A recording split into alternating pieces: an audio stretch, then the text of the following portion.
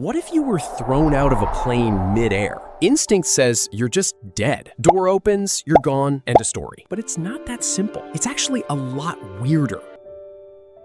And a lot more specific than you fall, you die. Here's the first thing nobody thinks about. Altitude changes everything. Getting thrown out at 1,000 feet during takeoff is a completely different problem than getting thrown out at cruising altitude. So let's do the worst case version. 35,000 feet. Let's go. At that height, the first thing that gets you isn't the fall, it's the air itself. There's barely any oxygen up there, and the temperature sits somewhere around -50 degrees Celsius. Within about 15 seconds, without supplemental oxygen, you'd start losing consciousness. You wouldn't even be awake for most of the drop. That's either horrifying or oddly merciful, depending on how you look at it. But let's say you're hypothetically conscious for the sake of the physics. It gets weirder. You'd fall for a while before your body reaches terminal velocity, the point where air resistance cancels out gravity's pull and you stop accelerating. For a human in a spread eagle position, that's roughly 120 miles an hour. Takes about 12 seconds to get there. From